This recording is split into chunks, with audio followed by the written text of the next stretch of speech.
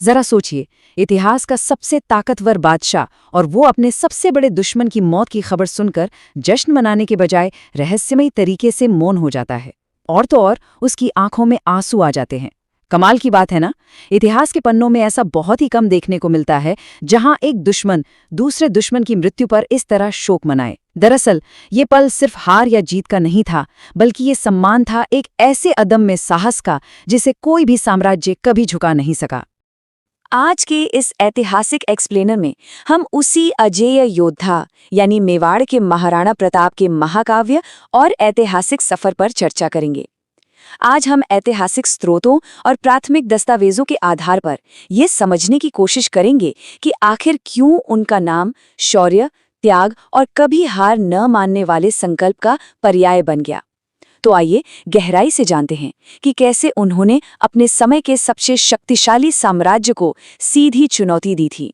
इस एक्सप्लेनर में हम इस ऐतिहासिक सफर के कुछ अहम पड़ावों पर बात करेंगे, जैसे कि उनका शुरुआती जीवन और राज्याभिषेक, मुगलों के साथ कूटनीति से लेकर युद्ध तक का सफर, हल्दी घाटी का वो मशहूर युद्ध, उनका छापामार संघर्ष, दिवेर की जबरदस्त जीत और अंत में उनकी वो विरासत जो आज भी जिंदा है। तो चलिए सबसे पहले शुरुआत करते हैं उनके प्रारंभिक जीवन और राज्याभिषेक से और देखते हैं कि आखिर एक महानायक का निर्माण असल में होता कैसे है। तो देखिए, उनका जन्म 9 मई 1540 को हुआ था। हालांकि इतिहासकारों में इस बात को लेकर थोड़ी बहस जरूर है कि उनका जन्मस्थान कुंभलगढ़ था या फिर पाली, लेकिन इसमें सबसे दिलचस्प बात पता है क्या है? उनका बचपन भील समुदाय के बीच बीता था। ये लोग उन्हें प्यार से कीका बुलाते थे और सच कहूं तो यहीं से उन्होंने युद्ध कला सीखी और एक ऐसा जमीनी जुड़ाव हासिल किया जो बाद में उनके बहुत काम आया। उनका राज्याभिषेक भी काफी जटिल था। पहला 1572 में गोगुंदा में हुआ और फिर कुंभलगढ़ में एक औपचारिक दूसरा राज्याभिषेक किया गया था। अब आते हैं हमारे दूसरे पड़ाव पर, कूटनीति से युद्ध तक का वो सफर जहां बातचीत पूरी तरह से रुक गई थी। सिंहासन पर बैठने के बाद प्रताप के सामने सबसे बड़ी चुनौती थी मेवाड़ को आजाद रखना। उधर अकबर ने सोचा कि शायद बिना लड़े ही काम बन जाए और मेवाड़ शांति से उनके साम्राज्य में मिल जाए। इसके लिए अकबर ने एक के बाद एक पूरे 4 कूटनीतिक दूत भेजे, जलाल खान से लेकर राजा टोडरमल तक। लेकिन यहाँ सबसे अहम बात यह है कि महाराणा प्रताप का जवाब एकदम साफ था। उन्होंने व्यक्तिगत रूप से अकबर की अधीनता स्वीकार करने से साफ इनकार कर दिया और जब ये चारों प्रयास विफल हो गए ना, तो फिर युद्ध तो होना ही था। और इसी कूटनीतिक विफलता का नतीजा था वो ऐतिहासिक पल, हल्दी घाटी का युद्ध, 18 जून 1576 को। पीले दर्रे का वो भयंकर संघर्ष जो इतिहास में हमेशा के लिए अमर हो गया। अब यहाँ एक बात समझने वाली है। अक्सर लोग इस युद्ध को सिर्फ एक धार्मिक चश्मे से देखते हैं, लेकिन जरा दोनों सेनाओं की बनावट तो देखिए। जहां महाराणा प्रताप की सेना में हकीम खान सूरी जैसे मुस्लिम सरदार और भील आदिवासी शामिल थे, वहीं मुगल सेना का नेतृत्व खुद एक राजपूत राजा आमेर की मानसिंह कर रहे थे। मतलब ये पूरी तरह से साम्राज्यवादी विस्तार और अपनी आज़ादी की रक्षा के बीच की लड़ाई थी। और हाँ, ये युद्ध सिर्फ इंसानों के बीच ही नहीं लड़ा जा रहा था। जरा हाथियों की इस महाकाव्य जैसी टक्कर के बारे में सोचिए। एक तरफ लूणा और राम प्रसाद जैसे मेवाड़ के विशाल हाथी और दूसरी तरफ मुगलों के गजमुक्ता और गजराज। ये कोई आम लड़ाई नहीं थी। जब ये पहाड़ जैसे जानवर रणभूमि में आपस में टकराते थे ना, तो सच में जमीन कांप उठती थी। ये इस युद्ध का एक बिल्कुल रोंगटे खड़े कर देने वाला पहलू था। हल्दी घाटी का ये युद्ध चला तो सिर्फ एक दिन था, लेकिन इसकी भयावहता का अंदाजा आप इस अकेले नंबर से लगा सकते हैं, 17,000। जी हां, लगभग 17,000 लोगों को अपनी जान गंवानी पड़ी थी। मुगल सेना की भारी संख्या को देखते हुए महाराणा प्रताप को युद्धभूमि से पीछे हटना जरूर पड़ा, लेकिन ध्यान दीजिएगा, ये उनकी हार बिल्कुल नहीं थी, बल्कि ये तो एक नई और बहुत लंबी रणनीति की बस एक शुरुआत थी।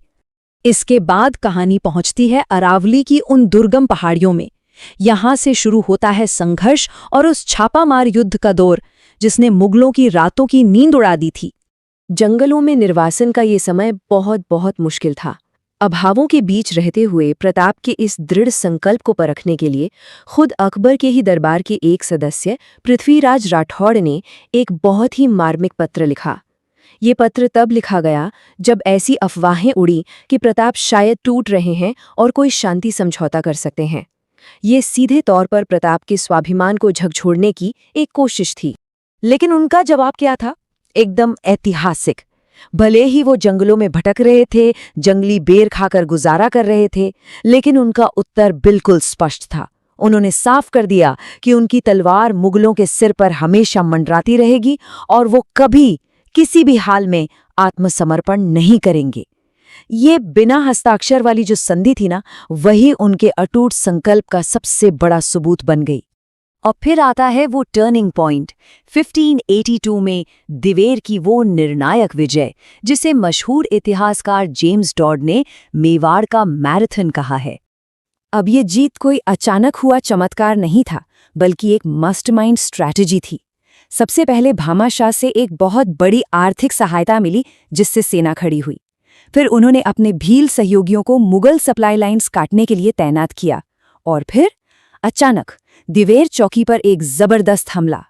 इस शानदार रणनीति का नतीजा ये हुआ कि पूरे क्षेत्र में मुगलों की 36 सक्रिय चौकियां ताश के पत्तों की तरह ढह गई।